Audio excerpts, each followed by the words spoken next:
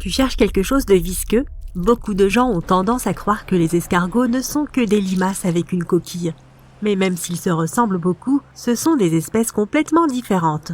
Les limaces n'ont pas besoin de coquilles protectrices car tous leurs organes internes sont, internes, c'est-à-dire situés à l'intérieur de leur corps visqueux. Elles peuvent se comprimer et s'introduire dans des endroits difficiles d'accès. C'est pourquoi on trouve souvent les limaces dans les endroits les plus improbables, comme sous l'écorce des arbres ou dans de minuscules petits trous, ou encore à la bibliothèque faisant semblant d'étudier pour les examens. Les escargots, en revanche, sont très dépendants de leur coquille et ne peuvent pas survivre sans elles. Contrairement aux bernards l'ermite, qui renouvellent leur coquille en grandissant, les escargots naissent avec une coquille sur leur dos. Les bébés escargots sont d'ailleurs adorables avec ces fragiles bulles translucides, qui se calcifient et deviennent plus grandes et plus résistantes avec l'âge. De nombreux organes internes des escargots se trouvent également à l'intérieur de la coquille, ce qui signifie que si elle est écrasée ou endommagée, l'animal ne survivra probablement pas. Néanmoins, un escargot peut réparer les petites fissures de sa coquille à l'aide de protéines et de calcium sécrétés par son manteau. Les tortues sont d'ailleurs très proches des escargots à cet égard, car contrairement au mythe commun, elles ne peuvent pas non plus quitter leur carapace sur un coup de tête. La carapace d'une tortue fait partie intégrante de son corps et même si le reptile peut cacher sa tête et ses pattes à l'intérieur pour se protéger des prédateurs, son squelette est fusionné avec la carapace dure. Et comme le squelette de tout autre animal, il grandit avec la tortue elle-même. Les koalas ne mangent que des feuilles d'eucalyptus, mais il en existe plus de 600 variétés différentes. Et les koalas n'en mangent que 30, soit seulement 5% de ce qu'il est disponible sur le menu. Il faut donc que ce soit un eucalyptus très spécifique pour qu'un koala difficile s'en accommode. Ces adorables créatures ont aussi quelque chose en commun avec les chats. Elles dorment 18 à 20 heures par jour. Les ours polaires ne sont pas blancs. Leur peau est noire sous leur fourrure, mais ils ont besoin de la couleur blanche pour se camoufler pendant qu'ils chassent. La couleur noire absorbe le soleil mieux que tout autre, tandis que la fourrure blanche n'arrête pas la lumière du soleil. Les rayons la traversent. En un sens, un ours polaire a plutôt une fourrure transparente. Il existe un mythe selon lequel les chats et les chiens voient le monde en noir et blanc. En réalité, ils ne peuvent tout simplement pas distinguer certaines couleurs. Personne ne sait exactement comment les chiens voient. Certains pensent qu'ils ne distinguent que 2 couleurs. Ce pourrait être le bleu et le jaune pour ce que nous en savons, mais ils peuvent percevoir les nuances d'autres couleurs mieux que les humains. Et les chats ont une merveilleuse vision nocturne. Ils ont besoin d'environ 7 fois moins de lumière qu'un humain pour voir dans l'obscurité. On pensait que les girafes étaient muettes, mais on a récemment découvert qu'elles émettaient des sons à basse fréquence la nuit pour communiquer entre elles. Le jour, elles ne disent pas un mot et s'avertissent mutuellement du danger d'une manière très inhabituelle, en remuant leurs sourcils très développés. Il est probable que la nuit, il leur soit plus difficile de distinguer les sourcils de leurs congénères, c'est pourquoi elles se mettent à parler pour de bon. Toujours à propos des girafes, ces animaux dorment bien plus de 30 minutes par jour, mais probablement pas autant que toi. Leur rythme de sommeil est assez typique. Après avoir surveillé un troupeau de girafes, les chercheurs ont découvert qu'elles dormaient la nuit et faisaient de courtes siestes l'après-midi. Au total, chaque girafe a environ 5 heures de sommeil par jour. Et d'ailleurs, un troupeau de girafes s'appelle en fait une tour de girafes. C'est plutôt logique, sachant qu'elles ont un si long cou. Les mouettes peuvent boire de l'eau salée. Elles possèdent des glandes sécrétant du sel près de leurs yeux.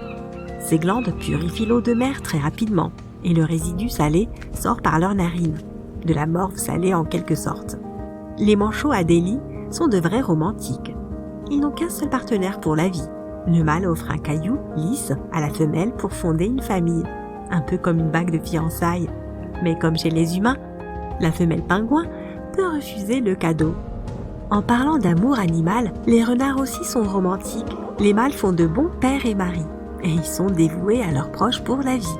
Ils prennent soin des femelles et enlèvent même les puces de leur fourrure. Ils améliorent le terrier et participent activement à l'éducation de leurs petits. Les dauphins peuvent dormir avec un œil fermé et l'autre ouvert.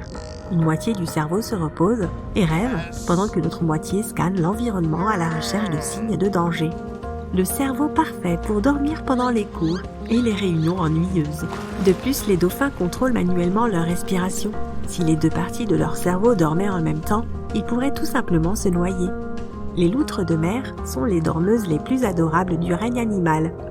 En été, à cause de la chaleur, les loutres de mer passent tout leur temps dans l'eau. Elles nagent sur le dos et dorment dans cette position.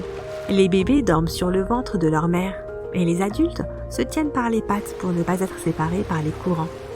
Les autruches n'enfouissent pas leur tête dans le sable lorsqu'elles se sentent menacées. En fait, elles n'enfouissent jamais leur tête. Ce mythe s'est répandu à cause de la célèbre expression « faire la politique de l'autruche ». En réalité, les autruches creusent des trous dans le sable pour leurs œufs car ce sont des oiseaux incapables de voler. Pour s'assurer qu'ils sont uniformément chauffés, les autruches y plongent leur tête afin de tourner les œufs de temps en temps. Mais ces animaux ont quand même une certaine propension à la fuite. Lorsqu'elles font face à une menace, elles peuvent se laisser tomber sur le sable et rester parfaitement immobiles, en faisant semblant de ne pas être en vie. Selon une croyance populaire erronée, les requins ne pourraient respirer qu'en se déplaçant, car la natation les aide à pousser l'eau à travers leurs branchies. Bien que de nombreux types de requins soient effectivement conçus ainsi, beaucoup d'autres, comme les requins nourrices, qui arpentent les hauts fonds, n'ont pas besoin de nager pour pomper de l'eau riche en oxygène vers leurs branchies. Toutefois, tous les requins sont dépourvus de vessie natatoire, donc s'ils arrêtent de nager, ils vont probablement couler au fond de l'eau. Mais heureusement, le corps d'un requin ne peut pas être comprimé. C'est pourquoi les descentes ou les remontées rapides sont sans danger pour eux. Des scientifiques du Japon ont fait écouter des enregistrements audio à des chats pour prouver qu'ils étaient réellement dédaigneux. Dans ces enregistrements, les propriétaires des chats les appelaient par leur nom. Les pupilles des chats se dilataient et les animaux bougeaient leur queue, leurs pattes ou leurs oreilles. Ils entendaient donc les appels mais y répondaient rarement. C'est une question d'évolution. Les chats sont devenus proches des humains parce qu'ils étaient attirés par les souris qui mangeaient nos céréales. Ils ont vécu auprès des gens mais n'ont jamais réellement été apprivoisés. Et pourtant nous continuons à les nourrir. Les oiseaux sont en fait parmi les derniers survivants des dinosaures. Ils ont évolué à partir des théropodes, les dinosaures qui couraient sur deux pattes. Donc lui, techniquement, le T-Rex est un cousin éloigné du poulet, de l'autruche et même du colibri. En réalité, les flamants roses sont blancs, mais ils prennent cette teinte rose grâce au bêta-carotène, un pigment qui se trouve dans les algues et les crevettes dont ils se nourrissent. Toi aussi, tu peux changer la couleur de ta peau. Si tu manges beaucoup de carottes, elle deviendra légèrement orange. Cela se produira à cause de la forte teneur en bêta-carotène du légume. Les marins du monde entier ont parlé des calmars géants qu'ils ont rencontrés lors de leur voyage. Pendant de nombreuses années, les scientifiques ont considéré que les monstres aux longs tentacules étaient un mythe. Mais en 2004, la première photo d'un calmar géant a été réalisée. Ils existent réellement. Les scientifiques ont mesuré un animal de près de 13 mètres. Les moustiques piquent vraiment certaines personnes plus que d'autres. Les humains les plus attirants pour eux sont ceux qui ont du sang de type O. De plus, ces insectes ont une très bonne vue. Ils sont attirés par les couleurs vertes, noires et rouges. Alors vérifie la couleur de tes vêtements avant d'aller faire du camping. Tu peux mettre un requin en transe pendant 15 minutes. Pour cela, tu dois caresser le nez de l'animal avec ta main. Cette sorte d'hypnose est appelée immobilité tonique et se produit grâce aux récepteurs présents dans le nez du requin. Lorsqu'on les caresse, les récepteurs envoient de nombreux signaux et le cerveau du requin est incapable de tous les traiter. C'est comment tu es censé t'approcher suffisamment d'un requin pour lui frotter le nez.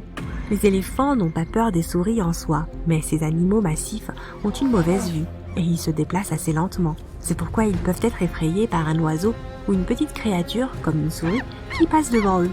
C'est juste l'élément de surprise, rien de plus. Le caméléon peut changer de couleur, mais il ne le fait pas pour se camoufler. Le changement de couleur aide l'animal à réguler sa température et à communiquer avec ses pairs. Lorsque la plupart des chiens allaitent, leur langue pend de leur bouche. C'est pourquoi beaucoup de gens pensent que c'est ainsi qu'ils transpirent. En réalité, les glandes sudoripares des chiens sont situées sur les coussinets de leurs pattes. De plus, il y a d'autres glandes sudoripares sur tout leur corps. Les chiens allaitent pour faire évaporer l'humidité de leur voie nasale, de leur langue et de la paroi de leurs poumons. Cela les aide aussi à se rafraîchir. Tu veilles sans doute à laisser les guêpes tranquilles, mais ne sois pas si sûr qu'elles en feront de même avec toi. Les abeilles respectent tes limites, et si tu ne les déranges pas, elles ne te feront pas de mal. Mais les guêpes, pour leur part, sont parfois de si mauvaise humeur qu'elles peuvent te piquer, même si tu ne fais que passer près de leur nid.